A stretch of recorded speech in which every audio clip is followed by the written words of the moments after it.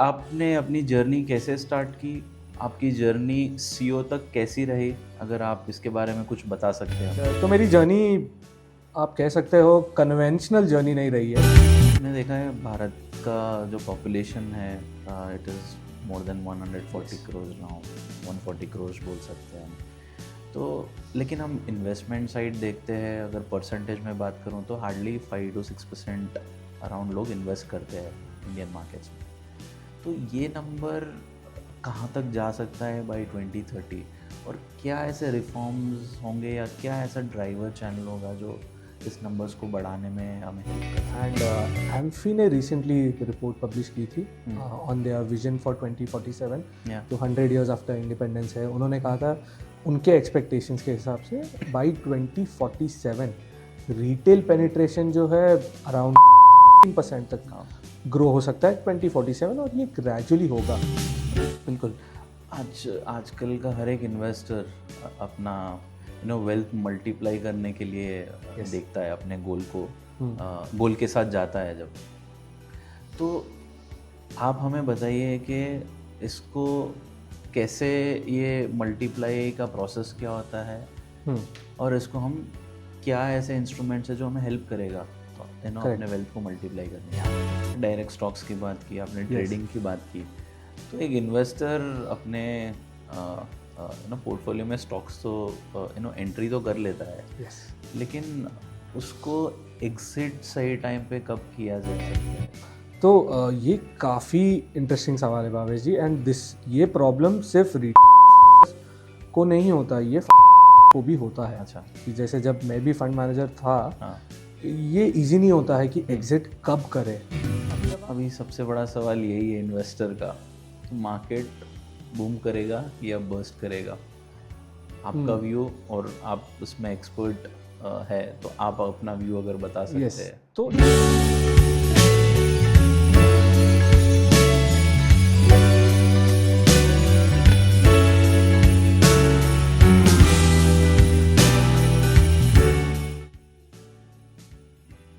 Mutual fund investments are subject to market risks. Read all scheme related documents carefully. नमस्कार दोस्तों, स्वागत है आपका एक नए एपिसोड में मार्केट की कहानी फंड मैनेजर की ज़ुबानी।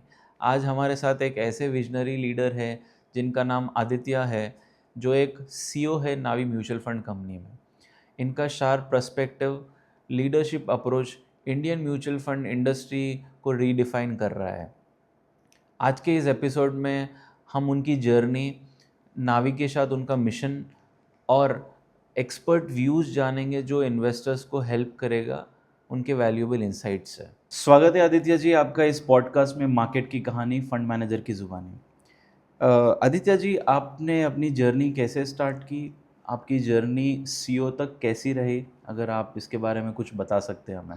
Yes, definitely. तो Bhavesh ji, thank you first of all मुझे आपके पॉडकास्ट पे इनवाइट करने के लिए। एंड तो मेरी जर्नी आप कह सकते हो कन्वेंशनल जर्नी नहीं रही है। ओके। मैंने ग्रेजुएशन कंप्लीट किया।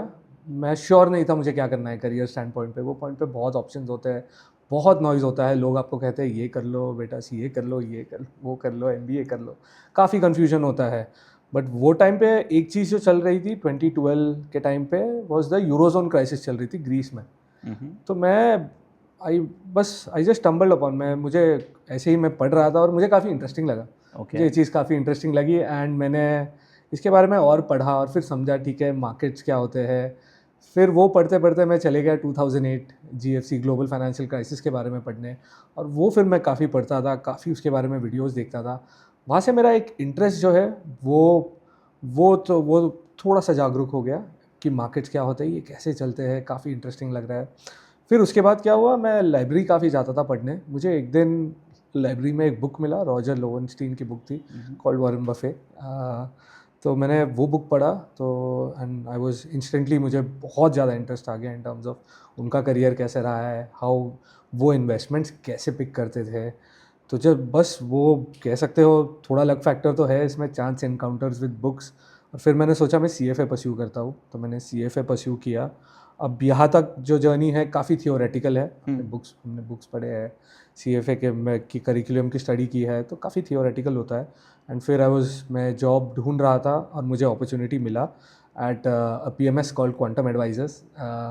As an equity research analyst मुझे इनिशियली वहाँ पे जॉब मिला और वहाँ जाके मैंने ये सीखा वो क्वांटम का फ़िलोसफी काफ़ी वैल्यू इन्वेस्टिंग स्टाइल से इंस्पायर्ड है और वो वही स्टाइल फॉलो करते हैं in their fund management in constructing portfolio. तो वो मैंने वहाँ सीखा, ये जो थियोरी है ये अप्लाई कैसे करते हैं प्रैक्टिकली इन्वेस्टमेंट्स के लिए, वो मैंने वहाँ सीखा। तो फिर वहाँ से फिर जर्नी हुआ। I spent around 6 years at Quantum Advisors. 2015 से 2021 तक मेरा जर्नी था वहाँ। एंड देन अपॉर्चुनिटी आया, Navi was a new mutual fund house at that point in time. हमने SL म्यूचुअल फंड को जो है एक्वायर किया था। यहाँ अपॉर्चुनिटी थी तो मैं बैंगलोर मूव हुआ। मैं इनके इनिशियली भी मैं नावी में भी I was a research analyst, but soon मुझे फ़ंड मैनेजर बनने का अपॉर्चुनिटी मिला और वहाँ से ही मुझे head of investments and then अब CEO बनने का ये जो है मौका मिला। तो मेरा जर्नी जो रहा है ना भावेश जी, हैज़ नॉट बीन कन्वेंशनल, थोड़ा सा अलग रहा है।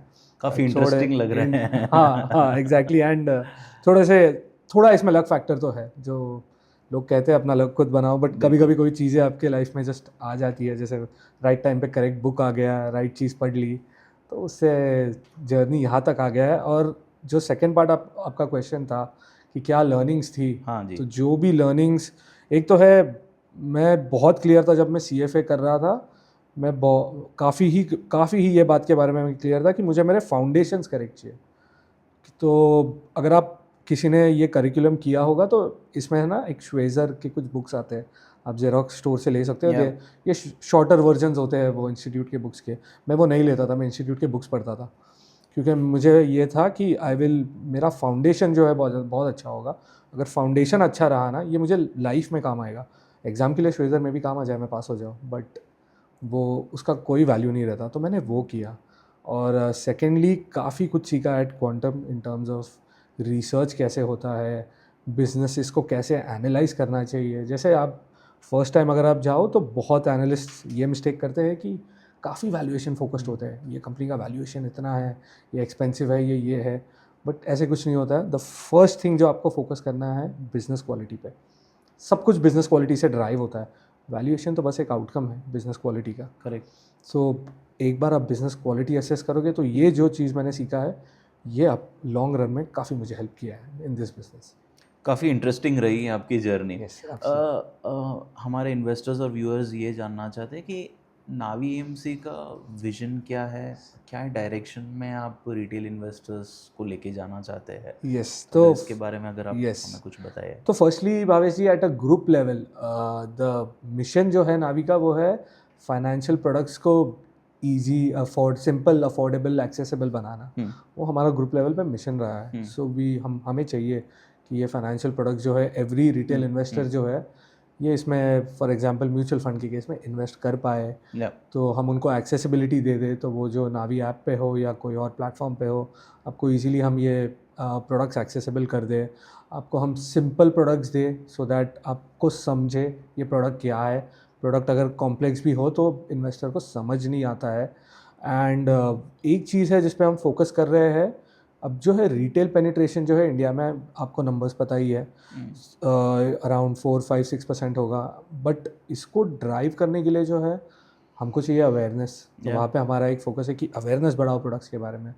सेकेंडली जो लास्ट माइल का डिस्ट्रीब्यूशन या एडवाइस होता है वो भी ड्राइव करना पड़ेगा, बिकॉज बहुत सारे इन्वेस्टर्स को कभी म्यूचुअल फंड्स में भी कभी नहीं समझे क्या है मार्केट्स, क्या होते हैं, ये क्या होता है, उनको ये टेक्निकली कभी नहीं समझे। एंड ऐसे भी हो सकता है उनके पास टाइम नहीं है ये समझना। तो अगर टाइम नहीं है, आप रिसोर्सेज नहीं है, तो उनको एक्सेसिबिलिटी तो दे दो, बट उनको उसके साथ एडवाइस भी। तो हम अभी लेटली उस पर भी फोकस कर रहे हैं, जहाँ पे हम लास्ट माइल जो है हमारे जो चैनल पार्टनर्स है, जो डिस्ट्रीब्यूटर्स है, एडवाइजर्स है, उनके साथ भी काफ़ी उनके जो प्रॉब्लम स्टेटमेंट्स है वो समझ रहे हैं, trying to solve that and trying to bring some value to the customers life. तो ये ब्रॉडर टर्म विजन है कि मिशन है कि फाइनेंशियल सर्विस को जो है सिंपल, अफोर्डेबल और एक्सेसिबल बनाइए। अब इसके लिए ये सब चीज़ें तो करनी पड़ेंगी। बिल्कुल, लॉन्ग रन में ये सब पे हम वर्क कर रहे हैं। बिल्कुल। हर एक AMC का एक फ़िलॉसफी होता है, एक स्टाइल होता है। तो AMC जो नावी AMC है उसका फ़िलॉसफी और क्या स्टाइल है, और बाकी AMC से ये कैसे अलग रखता है? तो ठीक है, तो मैंने हाईलाइट तो कर दिया था हमारा मिशन स्टेटमेंट क्या है, हाँ तो वो तो हमेशा रहेगा ब्रॉडर लेवल पे, that Yeah. Is the mission statement जो है सिंपल अफोर्डेबल एक्सेसिबल जो Yeah. है प्रोडक्ट्स को वो बनाना है। Correct. Secondly as an AMC जो हमें डिफरेंट बनाता है, अब अगर आप AMC इंडस्ट्री को देखोगे हाँ जी। तो प्रोडक्ट्स जो है सेबी काफ़ी डिफाइन कर लेता है, जैसे एक्टिव डोमेन में आप ये कैटेगरी के अंडर प्रोडक्ट्स ला सकते हो, ठीक है। तो अब वहाँ पे ना आपके पास बहुत ज़्यादा स्टैंड आउट करना बहुत सिंपल है। AMC बिजनेस बहुत सिंपल है, रिटर्न्स है। It is a return, risk adjusted return, Correct. Risk manage करो, रिटर्न्स दो। इन दी एक्टिव डोमेन वो है। पैसिव डोमेन में आप बोल सकते हो प्रोडक्ट्स जो है, इसलिए हमारे प्रोडक्ट्स आप मोस्टली देखोगे काफ़ी ब्रॉड बेस्ड इंडेसिस पे है, जो हमें लगता है कि अगर आप पैसिव कर रहे हो, the core essence of passive होता है ब्रॉड बेस्ड प्रोडक्ट्स। आप इसको थोड़ा और ये कर सकते हो, थीमेटिक प्रोडक्ट्स वगैरह ला सकते हो जो एक इंस्टीट्यूशनल इन्वेस्टर्स के लिए मे भी काम में आ सके, उनका काफ़ी टैक्टिकल एलोकेशंस वगैरह होते हैं, बट इन जनरल एक रिटेल इन्वेस्टर के लिए broad based sort of products. तो एक्टिव डोमेन में इन शॉर्ट अगर मैं समराइज़ करूँ, स्टैंड आउट करने हम परफॉर्मेंस पे काम कर रहे हैं, वहाँ पे इन आर व्यू कुछ भी कॉम्प्लिकेट नहीं करना चाहिए। आप स्पेंड कर लो, मार्केटिंग स्पेंड कर लो, बहुत ज़्यादा सेल्स, इवेंचुअली परफॉर्मेंस सब कुछ ड्राइव करेगा। पैसिव में जो है आप राइट ब्रॉड बेस्ड प्रोडक्ट्स ले आओ जो इन्वेस्टर फ्रेंडली है, इन्वेस्टर फ्रेंडली प्रोडक्ट्स लाओगे, that will set you apart. And और एक एस्पेक्ट आ जाता है जो है कस्टमर सर्विसिंग का। कस्टमर सर्विसिंग का है तो उस पर भी हम काम कर रहे हैं in terms of to improve customer servicing, improve customer experience. हमारे ऐप के जर्नीज़ हो या अगर कोई इन्वेस्टर ऑफ ऐप भी आया होगा, उनको कोई प्रॉब्लम हो, to resolve that problem as soon as possible. तो हम वो चीज़ों पे फोकस कर रहे हैं, जो ब्रॉडर थिंग्स है उस पर ही। हमने देखा है यूएस में काफ़ी पैसिव फंड्स चलते हैं, तो क्या भारत इस चीज़ को अपनाने के लिए रेडी है? यस, बट यूएस में भी जो पैसिव का एवोल्यूशन हुआ है भावेश जी, अगर आप देखोगे वैनगार्ड की स्टोरी पढ़ोगे तो it took around 17 to 20 years, जहाँ पे पैसिव का जो शेयर है वो अभी इंडिया में इट्स अराउंड 17% ऑलरेडी। Yeah. वो टाइम पे यूएस में तो लो सिंगल डिजिट्स थे, जब वैनगार्ड आया तो ऑलमोस्ट जीरो था। Took them 20 years plus to get to numbers like us, and then उसके यहाँ से जो ग्रोथ हुआ है वो बहुत ग्रेजुअल हुआ है। एंड वैनगार्ड के स्टोरी से और एक अमेजिंग चीज़ पता चलती है, उनके जो फाउंडर थे जॉन बोगल, वो काफ़ी विजनरी थे, बिकॉज उनको पता था ये एवोल्यूशन होगा। अच्छा। तो जब इनिशियली अगर आप वैनगार्ड की हिस्ट्री देखोगे, पैसिव तो जब उन्होंने फर्स्ट पैसिव स्कीम लॉन्च किया, उनका मेजॉरिटी AUM एक्टिव था। It was in balance schemes, they were known for their balance schemes के लिए वो जाने जाते थे। उनके बैलेंस्ड वाले स्कीम्स जो हाइब्रिड कैटेगरी कह सकते हो, टू सिंप्लीफाई फॉर इन्वेस्टर्स, तो उसके लिए जाने जाते थे। तो उनको पता था ये ग्रोथ को टाइम लगेगा, अब ये ग्रोथ को टाइम करना है, यू हैव टू सर्वाइव, आपको सर्वाइव करना है।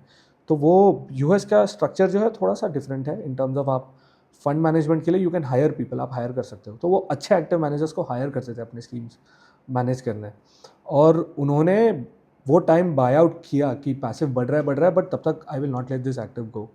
और इवेंचुअली क्या हुआ, द यूएस मार्केट्स इवॉल्व। वहाँ पे पहली बात तो ट्रांसपेरेंसी बहुत हाई है, को डेटा बहुत इजीली मिल जाता है।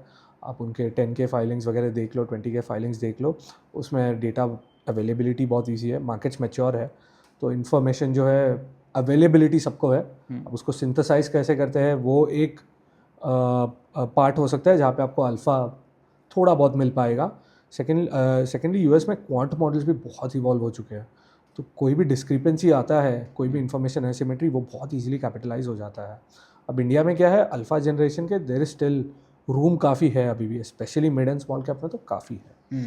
तो ये जर्नी को भी जो है इंडिया को भी इट विल अपना टाइम लग जाएगा। अगर अभी पैसिव अराउंड 16.5-17% है, उसको टाइम लग जाएगा, बिकॉज एक अवेयरनेस एस्पेक्ट होता है, इन्वेस्टर को समझना चाहिए। सेकेंडली जो है अल्फ़ा जनरेशन एस्पेक्ट भी होता है, जैसे अल्फ़ा कम होने लगता है, इन्वेस्टर्स यूएस में भी इवेंचुअली कॉस्ट के तरफ फोकस करने लगे, और उनका अल्फ़ा फिर आने लगा from products like AIF, direct stocks या डेरिवेटिव्स, उसमें उस पर आने लगा। तो इवेंचुअली ये होगा, बट ये ग्रेजुअल प्रोसेस होता है, ये ओवरनाइट नहीं होता या 1-2 साल में नहीं होता। हमने देखा है भारत का जो पॉपुलेशन है, it is more than 140 crore now, 140 crore बोल सकते हैं हम। तो लेकिन हम इन्वेस्टमेंट साइड देखते हैं, अगर परसेंटेज में बात करूँ तो हार्डली 5 to 6% अराउंड लोग इन्वेस्ट करते हैं इंडियन मार्केट्स में। तो ये नंबर कहाँ तक जा सकता है बाय 2030, और क्या ऐसे रिफॉर्म्स होंगे या क्या ऐसा ड्राइवर चैनल होगा जो इस नंबर्स को बढ़ाने में हमें हेल्प कर सकता है? करेक्ट। तो एज यू आपने राइटफुली कहा कि पेनिट्रेशन अराउंड 5-6% है। रिटेल पेनिट्रेशन देखें तो वो और लोअर है, करेक्ट। दैट वो 3-4% हो सकता है। एंड एम्फी ने रिसेंटली रिपोर्ट पब्लिश की थी ऑन देयर विजन फॉर 2047, जो 100 ईयर्स आफ्टर इंडिपेंडेंस है। उन्होंने कहा था उनके एक्सपेक्टेशंस के हिसाब से बाई 2047 रिटेल पेनिट्रेशन जो है अराउंड 3-4% से 15% तक ग्रो हो सकता है 2047, और ये ग्रेजुअली होगा। लेकिन अगर आप सोचो पीरियड है 23 ईयर्स फ्रॉम 2024 जब ये रिपोर्ट आया था टू देयर 23 ईयर्स में अगर आप जो भी है 3-4% से, you're reaching just 15%। हाँ, तो हमें भी इनिशियली ये लगा कि ये नंबर काफ़ी थोड़ा सा पेसिमिस्टिक या ऐसे कुछ लग रहा है, बट अगर आप ऑन द ग्राउंड चैलेंजेस देखो, हाँ जी, just the last mile of penetration drive करना म्यूचुअल फंड का बहुत डिफिकल्ट है, बहुत डिफिकल्ट है। लोगों को समझ नहीं आता है म्यूचुअल फंड, और mutual fund as a product जो है वो काफ़ी इन्वेस्टर, एक बेसिक रिटेल इन्वेस्टर के माइंडसेट में काफ़ी अलग जोन में बैठता है। उनका एक्सपेक्टेशन है FD like risk, stock like returns from a mutual fund, जो नहीं है। सो ये पहली बात तो अवेयरनेस ड्राइव करना, पेनिट्रेशन ड्राइव करना, जहाँ पे we believe in our view, people are talking काफ़ी डायरेक्ट के बारे में बात कर रहे हैं, डायरेक्ट इन्वेस्टिंग एप्स काफ़ी आ गए हैं, बट हमें लगता है जो डिस्ट्रीब्यूटर कम्युनिटी है, द डिस्ट्रीब्यूटर एंड एडवाइजर्स, एक critical role to play for the last mile penetration. इनके बिना ये पेनिट्रेशन नहीं हो सकता, पॉसिबल ही नहीं है, बिकॉज वो ट्रस्ट भी उन्हीं को करेंगे। द लोकल एडवाइज़र जो है, ट्रस्ट फैक्टर भी वहाँ से आता है, उनके पास ही वो रीच है लास्ट माइल तक, उनको जाके अवेयरनेस बढ़ाना। तो ये जब पूरा इकोसिस्टम टुगेदर आएगा, AMCs, the distributors, and then penetration drive करेगा, तभी ये होगा। इसलिए जो है ये काफ़ी स्लो प्रोसेस है, एंड एज़ पर एमपी का विजन तो आपने देख ही लिया था, तो बाई 2047 भी विल बी एट 15, तो काफ़ी रूम रहेगा फिर भी टू ग्रो, बट इसके लिए ये चैलेंजेस तो है। बिल्कुल। आजकल का हर एक इन्वेस्टर अपना वेल्थ मल्टीप्लाई करने के लिए देखता है अपने गोल को, गोल के साथ जाता है जब। तो आप हमें बताइए कि इसको कैसे, ये मल्टीप्लाई का प्रोसेस क्या होता है, और इसको हम क्या ऐसे इंस्ट्रूमेंट्स है जो हमें हेल्प करेगा अपने वेल्थ को मल्टीप्लाई करने के लिए? तो फर्स्टली वेल्थ कंपाउंडिंग को दो चीज़ें लगते हैं। फर्स्ट ऑफ ऑल वो वेल्थ का थोड़ा क्वांटम भी होना चाहिए, वेल्थ का थोड़ा क्वांटम होना चाहिए, इसलिए हम कहते हैं कि SIP करते रहो, फ्रीक्वेंटली इन्वेस्ट करते रहो, जब भी आपके पास हो free money keep investing. Discipline, तो वो डिसिप्लिन चाहिए। सेकेंडली कंपाउंडिंग के लिए चाहिए होता है टाइम। अगर आप टाइम ही नहीं दोगे, अगर आपको चाहिए कि आपका पैसा डबल हो जाए 1 साल में, 2 साल में, आप गलत चीज़ कर रहे हो। अगर आपका इन्वेस्टमेंट अप्रोच सॉलिड है, आप आपके गोल्स को शॉर्ट टर्म लॉन्ग टर्म कर दो। शॉर्ट टर्म के लिए इंस्ट्रूमेंट्स होते हैं, डिफरेंट इंस्ट्रूमेंट्स, जैसे FDs होते हैं, लिक्विड फंड्स होते हैं, जो भी होते हैं, एंड शॉर्ट टर्म गोल्स को शॉर्ट टर्म इंस्ट्रूमेंट्स में डालिए। लॉन्ग टर्म जो आपके गोल्स है, जहाँ पे थोड़ा रिस्क एपिटाइट आपका होगा, आप थोड़ा रिस्क ले सकते हो, वो वहाँ आप एक्सपोजर लीजिए। अगर आपको एक्सपर्टीज़ है तो डायरेक्ट स्टॉक्स या म्यूचुअल फंड्स, या अगर आपको बेटर समझता है चीज़ें लाइक गोल्ड, रियल एस्टेट, आपकी एक्सपर्टीज़ जहाँ भी है, या आपका अगर आप एडवाइज़र यूज़ कर रहे हो तो एक आपकी एडवाइज़र की एक्सपर्टीज़ लेवरेज करके आपके गोल्स के हिसाब से इन्वेस्ट कीजिए। चेस रॉन्ग चीज़ मत कीजिए। रिटर्न चेस करोगे, बैड बिहेवियर एनकरेज होगा। आप फ्रीक्वेंटली ट्रेडिंग करोगे, फ्रीक्वेंटली ट्रेंड्स चेस करोगे, और आपका आउटकम हमेशा ख़राब होगा, क्योंकि इन्वेस्टिंग बहुत बोरिंग है। एक बार आप इन्वेस्ट करो, आपको लिटरली कुछ करना नहीं है, आपको you have to wait, patience है, एंड देन जहाँ भी हो सकता है मैं इन्वेस्टर्स को अर्ज करूँगा, रिटेल अपने SIPs हो, लमसम हो, उसको स्टेप अप कीजिए और टाइम दे दीजिए, you will reach your goals, proper allocation करोगे तो। डायरेक्ट स्टॉक्स की बात की आपने, ट्रेडिंग की बात की, तो एक इन्वेस्टर अपने पोर्टफोलियो में स्टॉक्स तो एंट्री तो कर लेता है, लेकिन उसको एग्जिट सही टाइम पे कब किया जाए, अगर ये आपके एक्सपीरियंस से हमें कुछ बता सकते हैं, या क्या वेज है मतलब जिसको हम देख सकते हैं? तो ये काफ़ी इंटरेस्टिंग सवाल है भावेश जी, एंड ये प्रॉब्लम सिर्फ रिटेल इन्वेस्टर्स को नहीं होता, ये फंड मैनेजर्स को भी होता है। अच्छा। कि जैसे जब मैं भी फंड मैनेजर था, ये इजी नहीं होता है कि एग्जिट कब करें। अब जब आप स्टॉक खरीद रहे हो, द कोर फंडामेंटल क्या होता है, आप स्टॉक खरीद रहे हो बिकॉज आपने बिजनेस एनालाइज किया है, आपने रिसर्च किया हुआ है, आपको लग रहा है इन द फ्यूचर इसका ग्रोथ प्रोस्पेक्ट्स अच्छा है, may be turn around story है, मे बी मैनेजमेंट का कैपिटल एलोकेशन जो है बहुत अच्छा है, तो हाई क्वालिटी बिजनेस मुझे मिल रहा है, करंट मेरे एस्टिमेशन ऑफ वैल्यू से डिस्काउंट पे थोड़ा ट्रेड हो रहा है, तो मेरे पास थोड़ा सा मार्जिन ऑफ सेफ्टी बच जाता है कि मेरे अजम्पशन या कुछ गलत हो तो थोड़ा सा डिस्काउंट वहाँ पे है कि मेरा पैसा कैपिटल लॉस नहीं होगा, तो मैंने इन्वेस्ट कर दिया। अब प्रॉब्लम क्या होता है, और ये फंड मैनेजर्स को भी होता है, वो स्टॉक भाग के पहुँच जाता है वो टारगेट प्राइस। अब आप क्या करोगे? अब यहाँ पे जो है मैं रेकमेंड करता हूँ, जहाँ पे भी इन्वेस्टर्स को एक्सपर्टीज़ है फर्स्ट ऑफ ऑल ये करने का, stock investing first of all बहुत ही कम रिटेल इन्वेस्टर्स को ट्राई भी करना चाहिए, बिकॉज इसके लिए काफ़ी टाइम और एक्सपर्टीज़ चाहिए होता है। बट अगर आपके पास वो है, अगर आपका initial case of buying the business was कि फॉर एग्जांपल कुछ टर्न अराउंड हो रहा है या कुछ बहुत ही नीश हो रहा है, ये कुछ एक्वायर कर रहा है, वैसे हो रहा है, ये काफ़ी इवेंट बेस्ड हुआ, जैसे इवेंट हो गया यू आइडियली आपको एग्जिट कर लेना चाहिए। लेकिन जब आपका थीसिस बहुत लॉन्ग रन है कि मैनेजमेंट बहुत अच्छा है, कैपिटल एलोकेशन बहुत अच्छा करता है, तो अगर इवन इफ ये आपके टारगेट प्राइस पहुंच गया, आपको उतना कॉन्फिडेंस अगर है कि ये मैनेजमेंट जो है ये जो भी फ्री कैश फ्लोस कमा रहा है, ये इसको बहुत अच्छे से री इन्वेस्ट करेगा अपने बिजनेस में, and he will find out ways to grow.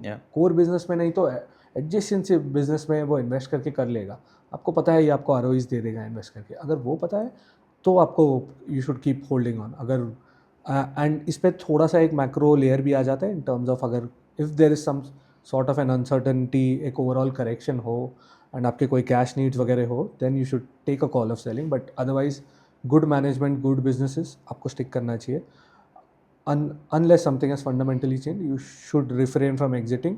एक फंड मैनेजर का और एक बात बताता हूँ आपको भावेश जी, सबसे बड़े रिग्रेट्स मेरे जो हुए वो नहीं हुआ है कि स्टॉक्स मिस हो गया, वो ठीक है, स्टॉक्स मिस हुआ है कि यू हैव एग्जिट, मैंने एग्जिट जल्दी कर दिया है, अच्छा, and that stock is then हो गया हुआ है 10 बैगर हो चुका है, तो सबसे बड़े रिग्रेट्स वही आते हैं बिकॉज यू हैड एक्चुअली आपने एक्शन ले लिया था, आपने बाई कर लिया था, तो वो मिनिमाइज तो करना चाहिए।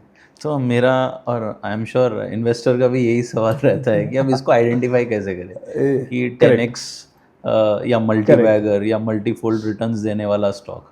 करेक्ट। तो भावेश जी, इसको मैं थोड़ा सा एक एनालॉजी भी देने ट्राई करता हूँ। आप प्रॉपर टाइम पे आप 8 आवर्स स्लीप, आप यू गेट प्रॉपर स्लीप मिल जाता है आपको, आपका डाइट काफ़ी डिसेंट है, आप एक्सरसाइज वगैरह करते हो, नेचुरली फिजिकली आप एक सर्टन तरीके दिखोगे कि आप फिट हो, ये हो, आप उसको चेज मत करो, आपका ये लाइफस्टाइल बन चुका है। बिल्कुल। तो यहाँ पे भी इन्वेस्टिंग में मैं कहूँगा कि अप्रोच रखो, एक ब्रॉडर फ्रेमवर्क रखो, जैसे हमने कहा गोल्स को मैप आउट करो, वैसे इन्वेस्ट करो, एंड वैसे करोगे तो आउटकम, वो रिटर्न जो है आउटकम है। अगर आप 10x चेस करोगे वापस वही होगा, आप गलत चीज़ें करोगे, ट्रेडिंग करोगे फ्रीक्वेंटली, कुछ तो मार्जिन लेके कुछ करोगे, यू विल इंक्रीज रिस्क।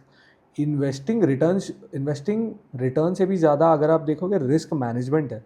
अगर आप रिस्क अच्छे से मैनेज करो तो आपके रिटर्न्स तो एक आउटकम है, और इन टर्म्स ऑफ आइडेंटिफाइंग भी कुछ की पैरामीटर्स होते हैं। फॉर एग्जांपल जो भी इन्वेस्टर के पास एक्सपर्टीज़ हो टू डू स्टॉक पिकिंग, अगर वो करते हैं एक्टिवली, उनको काफ़ी इंटरेस्ट है रिसर्च वगैरह करना, अगर आप रिसर्च कर सकते हो, और रिसर्च इन डेप्थ करना होता है, और आज के टाइम में इन्फॉर्मेशन मिलना हार्ड नहीं है, डिफिकल्ट नहीं है, बहुत ईजीली सबको सेम इन्फॉर्मेशन अवेलेबल है, इन्फॉर्मेशन अवेलेबल है, रिसर्च करो, डिसिप्लिन रहो।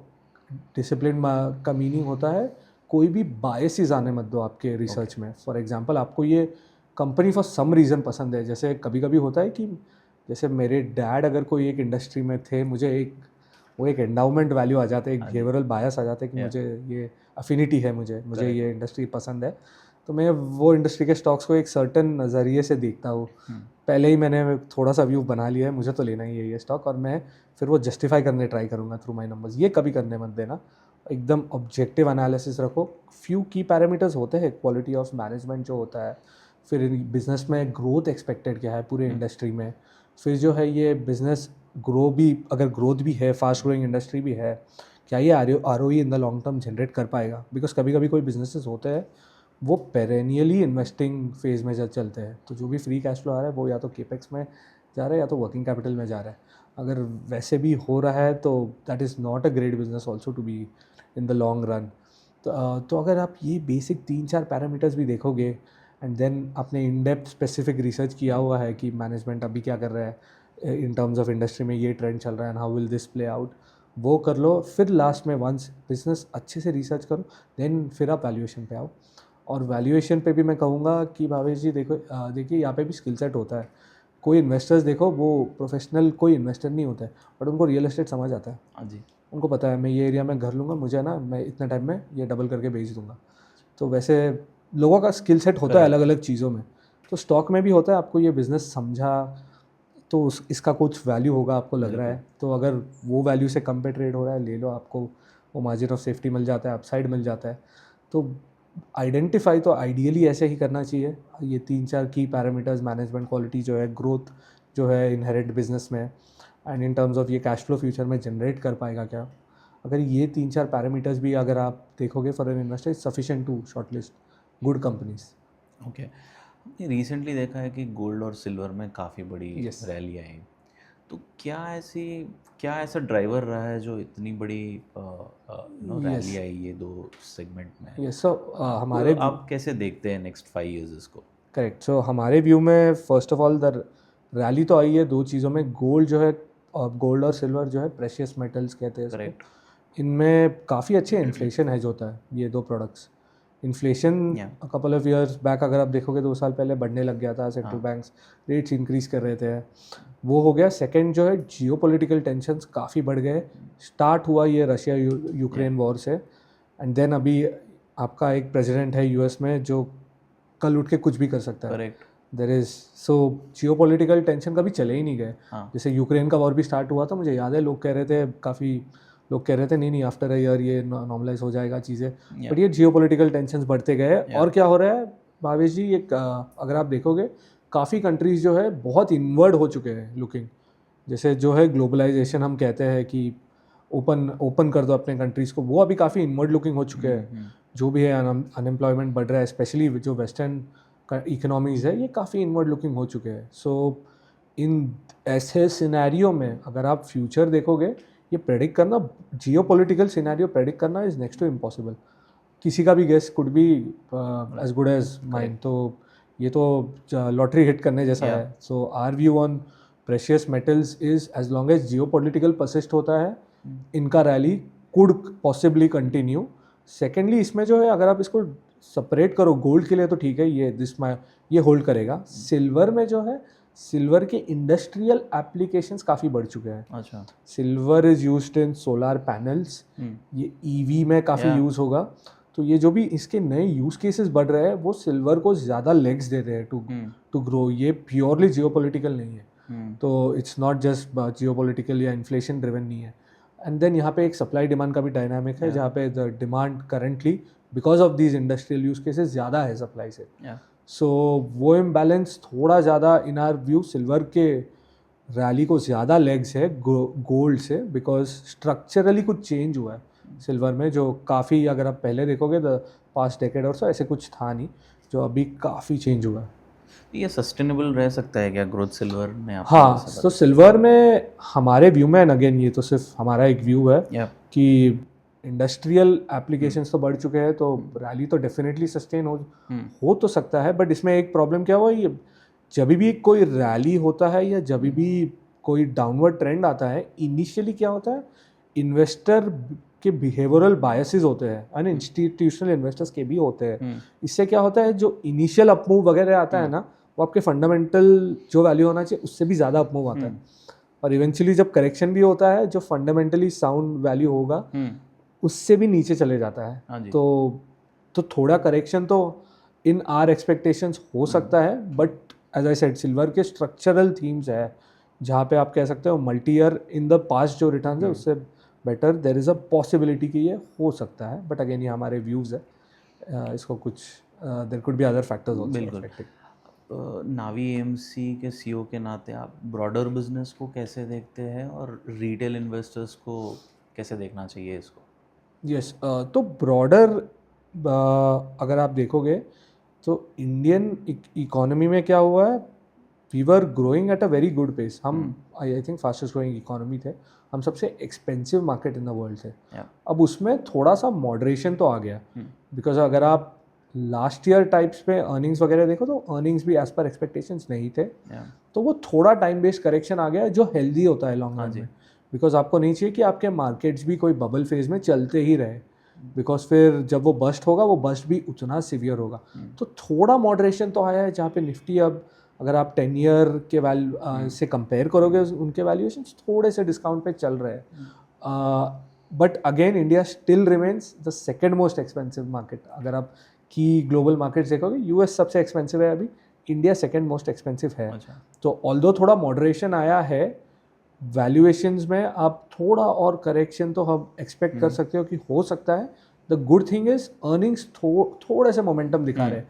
मॉडेस्ट मोमेंटम है लेकिन ये मोमेंटम तो दिखा रहा है. एंड गवर्नमेंट ने थोड़े रिफॉर्म्स किए हैं, जीएसटी रैशनलाइजेशन जो किया है, ये सब चीज़ों का थोड़ा सा इम्पैक्ट आएगा. तो नियर टर्म में आप कह सकते हो कि मे बी आपके रिटर्न्स मॉडेस्ट हो in, and that is just our view on the markets. And but long run में हम काफ़ी पॉजिटिव हैं on the India story, because India में काफ़ी क्लियर थीम्स है इन टर्म्स ऑफ हमारा पर कैपिटा इनकम बहुत ज़्यादा बढ़ रहा है, एट अ रैपिड पेस बढ़ रहा है, और वो लोगों के लाइफस्टाइल में दिख जाता है डेली. जो टाइप ऑफ कार्स और फोन्स आप अफोर्ड कर सकते हो बहुत डिफरेंट है जो अब 5 years अगो भी था. तो ये थीम तो पिकअप हो ही रहा है. गवर्नमेंट ने काफ़ी इंफ्रा इन्वेस्टमेंट्स किया हुआ है दैट. सो ये एंड क्या हुआ है, बैंक के बैलेंस शीट्स काफ़ी हेल्दियर है than our previous phases of growth, जहाँ पे कॉर्पोरेट लोन बुक इतना ग्रो हुआ था and they had just and फिर दैट वेंट बैड और उनके एनपीएस काफ़ी बढ़ गए, वो अब नहीं है. एंड अक्रॉस कॉर्पोरेट्स भी अगर आप देखोगे balance sheets in general are stronger. तो अपने foundations for long term growth बहुत अच्छा है. तो जैसे मैंने कहा अगर लॉन्ग टर्म आपका फोकस है इंडिया स्टोरी पे, हम तो काफ़ी बुलिश है in the very long run. तो investing essentially long term game ही है. शॉर्ट मीडियम टर्म फ्लक्चुएशंस तो होते ही रहेंगे एंड सम तो हमारे कंट्रोल के भी बाहर है, आप प्रेडिक्ट नहीं कर सकते हो. बट लॉन्ग टर्म में हम काफ़ी बुलिश है on the India sort of theme on our markets. बिल्कुल. आपने जैसे बताया कि ब्रॉडर बेस्ड मार्केट में India is second most expensive. तो हर एक इन्वेस्टर ये जानना चाहता है कि आप वैल्यू इन्वेस्टिंग को कैसे डिफाइन करते हो, पहला. सेकंड, इसको आइडेंटिफाई कैसे करना चाहिए ऐसे स्टॉक्स को. यस, तो वैल्यू इन्वेस्टिंग तो है, तो एट इट्स कोर तो कॉन्सेप्ट बहुत सिंपल है. आप कुछ खरीद रहे हो, आप एक बिजनेस खरीद रहे हो. फर्स्ट ऑफ ऑल इसको स्टॉक भी नहीं कहना चाहिए बिकॉज बिजनेस है at the core of it, तो बिजनेस खरीद रहे हो. तो जब आप एक बिजनेस खरीद रहे हो, अगर वो बिजनेस 100 रुपये में ट्रेड हो रहा है, आपको लगता है उसका वैल्यू 150 होना चाहिए. तो बेसिकली वैल्यू इन्वेस्टिंग वही कर रहा है कि आपका जो 150 वैल्यू है, इसको हम कह सकते हैं ये आपका एक इंट्रिंसिक वैल्यू है कि आपने कैलकुलेट कर लिया है कि इसका एक्चुअल वैल्यू जो 150 होना चाहिए, बट ये 100 पे ट्रेड हो रहा है. आप बस वो 100 पे इन्वेस्ट करके 150 कुड बी योर अपसाइड, आपको 50 रुपीज़ जो है 50% प्रॉफिट्स होगा. Value investing at its core यही है. अब इसमें क्या होता है, वो 150 वैल्यू जो है वो ऐसे ही नहीं आ रहा है, आपने बिजनेस के फ्यूचर को एनालाइज किया है. और आपका analysis and my analysis same business same company के लिए बहुत अलग हो सकता है. अच्छा, बहुत अलग हो सकता है. मैं कह सकता हूँ एक बिजनेस ए 20% ग्रोथ है, आप कह सकते हो 25% होगा. नहीं, मैं नहीं मानता 25 होगा. तो वो उससे वो वैल्यू चेंज हो जाएगा. किसी का 150 हो सकता है, किसी का 160 हो सकता है. करेक्ट. सेकेंडली होगा कि मैं ज़्यादा रिस्क अवर्स हूँ, तो मैं कहूँगा मुझे ये 50 रुपये वाला मार्जिन ऑफ सेफ्टी कम लग रहा है, मुझे ना नहीं, मैं ये इतने पे नहीं 100 पे नहीं लूँगा, ये 90 पे आएगा तब लूँगा, मुझे और 10 रुपये का वो चाहिए. क्योंकि मेरे अजम्पशंस गलत हो सकते हैं. पहली बात तो एक इन्वेस्टर को यही जानना ज़रूरी है कि उसको क्या नहीं पता. बिल्कुल. तो ये चीज़ें आपको नहीं पता, जब आप फ्यूचर प्रोजेक्ट कर रहे हो, फ्यूचर कोई नहीं बता सकता. करेक्ट. तो जब आप ये जो है वैल्यू इन्वेस्टिंग का कोर कॉन्सेप्ट तो क्लियर है, but with in value investing बहुत डिफरेंसेस आते हैं. जैसे आप अगर वॉरेन बफे या बेंजामिन ग्राहम के भी देखो, बेंजामिन ग्राहम जो गॉडफादर है वैल्यू इन्वेस्टिंग के, उनके टाइम पे वो ग्रेट डिप्रेशन के टाइम पे बना ही वॉज. सो उनके टाइम पे जो कहते हैं सिगार बट कंपनीज की, आपको इजीली आप उसका लॉन्ग टर्म पी देख लो, लॉन्ग टर्म वैल्यूएशन देख लो. अगर कोई एक सर्टन वैल्यूएशन पर आपको डिस्काउंट पे, ग्रेट डिप्रेशन के बाद तो क्रैश हुआ था, बहुत कंपनीज मिल रहे थे. बट जब वॉरेन बफे ने वो पूरा फ्रेमवर्क लिया, ही सेड अभी ये इतना रेलेवेंट नहीं है to his times, because depression era चले गया था, the market said again boom. अगर आप सिर्फ ये करते रहोगे you will not get good quality business. So what he said was आपको आपका फ्यूचर भी इवेल्युएट करना पड़ेगा ये बिजनेस बेस्ड ऑन दैट जो वैल्यू आ रहा है। तो विद इन वैल्यू रिसर्च भी अगर आप देखोगे, within value investing there are different styles. फिर आपके मेरे अजम्पशंस अलग हो सकते हैं, आपके मेरा रिस्क एपिटाइट अलग हो सकती है, ये अलग हो सकता है, बट कोर कॉन्सेप्ट यही है। आते हैं आपके क्वेश्चन के सेकेंड पार्ट में, इसको कैसे आइडेंटिफाई करें। तो पहली बात तो जैसे मैंने कहा रिसर्च तो कोर होता है इन केस कोई इन्वेस्टर के पास एक्सपर्टीज है फॉर स्टॉक पिकिंग। पहली बात तो रिसर्च बहुत अच्छे से कीजिए, एंड रिसर्च के बेसिस पे ही आपको पता रहेगा कि ये बिजनेस लेट्स से 3 और 5 ईयर डाउन द लाइन कैसे दिख सकता है। एक वेग अंडरस्टैंडिंग आ जाएगा। एक बार आपको अंडरस्टैंडिंग आ जाए ये बिज़नेस का कि ये ऐसे दिख सकता है, पॉसिबिलिटी है, तो आप एक इनफ बफर रख के आप एक सर्टन बाई प्राइस लगा सकते हो, सर्टन वैल्यू असाइन कर सकते हो, एंड बेस्ड ऑन दैट हम रिकमेंड करते हैं आप इन्वेस्ट कीजिए। And again principle same follow कीजिए, मैनेजमेंट अच्छा होना चाहिए, कॉर्पोरेट गवर्नेंस अच्छा होना चाहिए, free cash flow generation ability long run में तो होना चाहिए। मे बी करंटली नहीं है, बहुत सारे internet type companies initially loss making होंगे, बट इवेंचुअली वो दिखता है कि वो प्लेटफॉर्म का काफ़ी ज़्यादा वैल्यू है या कुछ है, तो आप फ्री कैश फ्लोज इवेंचुअली तो जनरेट करोगे। तो अगर वो एबिलिटी है और मैनेजमेंट पे भरोसा है कि वो ये फ्री कैश फ्लो को अच्छे से इन्वेस्ट करे या री इन्वेस्ट अच्छे से करे अपने बिजनेस में, वो कॉन्फिडेंस है कि लॉन्ग रन ROEs आएंगे। बिकॉज लॉन्ग रन तो जैसे कहते हैं शॉर्ट टर्म में market is a voting machine, long run में वेइंग मशीन होता है। तो लॉन्ग रन में तो सब कुछ बिजनेस ही है, अर्निंग्स ग्रोथ आ रहा है, स्टॉक रिटर्न्स बहुत लॉन्ग टर्म में वो ही फॉलो करेगा, एंड आपको फोकस उस पर ही करना चाहिए। बिल्कुल। आदित्य जी, हमने देखा है कि इंस्टीट्यूशनल तो अनलिस्टेड स्पेस में इन्वेस्ट करते थे, राइट, और कर रहे हैं आगे भी। लेकिन अभी हमने एक नया ट्रेंड देखा है जो रिटेल इन्वेस्टर पार्टिसिपेट कर रहे हैं अनलिस्टेड स्पेस में, और हाल ही में हमने देखा 3-4 ऐसे IPOs जो लिस्ट हुए हैं, वो लिस्टिंग के बाद काफ़ी डिसअपॉइंटमेंट देखने को मिला रिटेल इन्वेस्टर्स को। तो आपका क्या व्यू है और किस चीज़ों से दूर रहना चाहिए अगर तो, इसमें हम तो भावेश जी ये एक अच्छा कॉन्सेप्ट था जो वॉरेन बफे और चार्ली मंगर कहते थे। ये इसे कहते थे कि अपने हमेशा सर्कल ऑफ कॉम्पिटेंस पे रहो। तो उसका मीनिंग है for the benefit of the viewers कि आपको जो समझता है ना उतने में ही सीमित रखो अपनी इन्वेस्टिंग।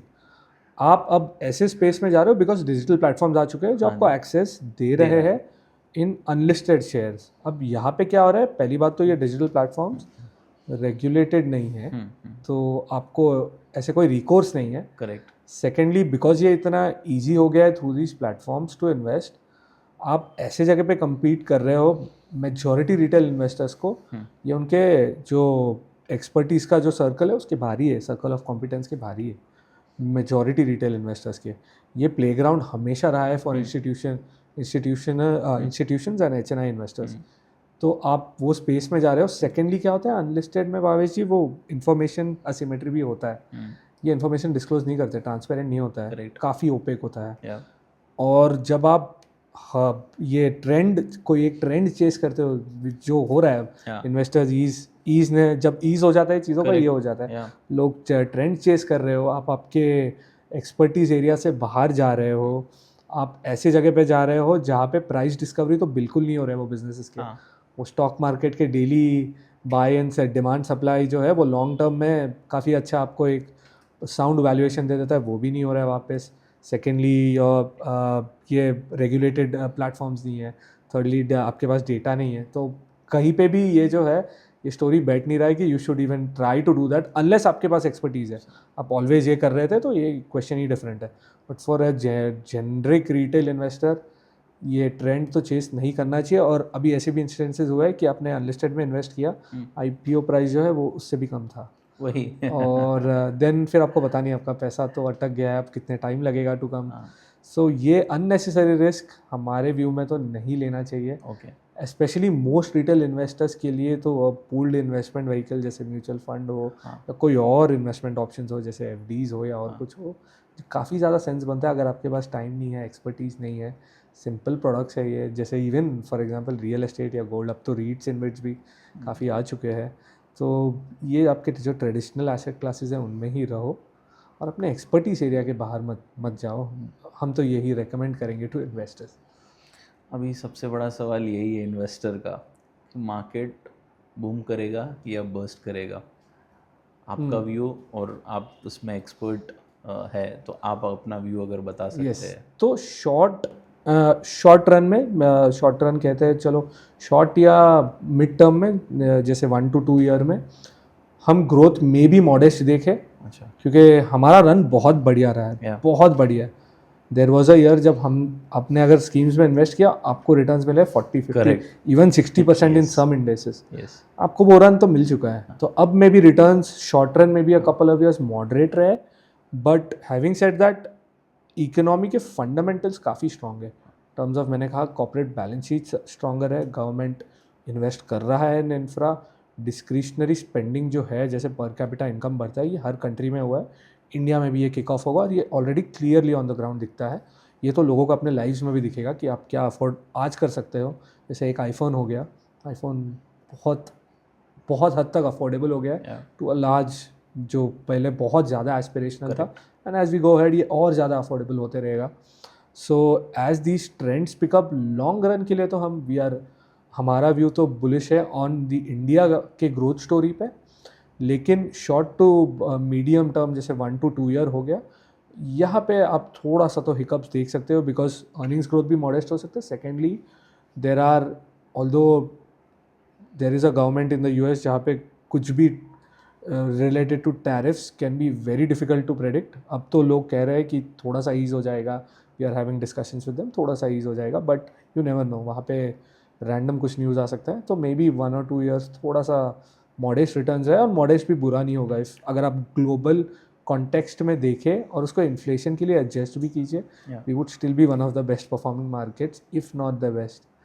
तो ये सवाल इसके लिए आता है बिकॉज लास्ट 1.5 ईयर से हमने देखा है कि मार्केट रेंज बाउंड में है। करेक्ट। एंड जैसे मैंने आपसे कहा, लोगों के एक्सपेक्टेशंस है कि आप एक बहुत ही रिस्क फ्री एसेट दो ना mutual fund, and high returning दो, तो वो पॉसिबल तो नहीं हो पाता है। वो returns are always high, return होगा तो रिस्क भी थोड़ा तो हाई होगा ही। बिल्कुल। तो या thank you so much Aditya ji, आपका वैल्यूबल टाइम देने के लिए, आपने वैल्यूबल इंसाइट्स दिए। आई एम श्योर आज के इस पॉडकास्ट से हमारे व्यूअर्स, हमारे इन्वेस्टर्स काफ़ी कुछ सीखेंगे। Thank you so much.